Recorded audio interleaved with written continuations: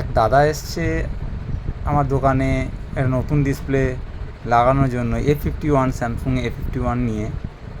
তো আমি যখন ডিসপ্লেটা বক্স থেকে বের করে লাগানোর প্রস্তুতি নিচ্ছি, সেই সময় তিনি পুরনো একটা ডিসপ্লে বের করে আমাকে বললেন যে এটা আমি আগে চেঞ্জ করেছিলাম ডিসপ্লেটা, এটা আমার অরিজিনাল ডিসপ্লে, কোনো ভাঙা নেই, কিছু নেই, একবার চেক করে দেখলে ভালো হতো। আমি আগে একজন টেকনিশিয়ানের কাছে এটাকে চেঞ্জ করেছিলাম, তো তিনি বলেছিলেন এটার প্রবলেম আছে, সেই জন্য চেঞ্জ করেছিল।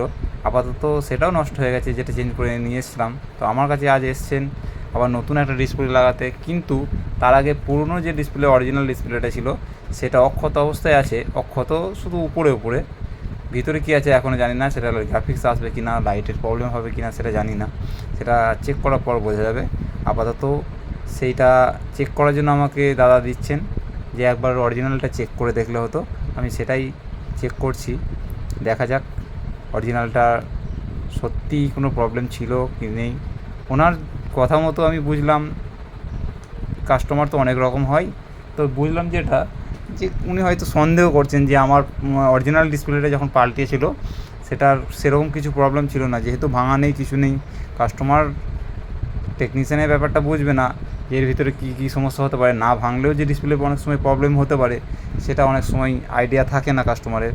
সেক্ষেত্রে উনি সন্দেহবশত ওই ডিসপ্লেটা রেখেছিলেন এতদিন ধরে বাড়িতে, তারপর আজকে আমার কাছে নতুন ডিসপ্লে লাগানোর জন্য যখন নিয়ে এসছেন, তখন এটা আবার নতুন করে চেক করার জন্য আমাকে বলছেন। যদিও আমি জানি কোনো টেকনিশিয়ান ভাই এমন করবেন না, যেহেতু এটা অরিজিনাল ডিসপ্লে ছিল, যদি প্রবলেম না থাকে নিশ্চয়ই তিনি চেঞ্জ করতেন না।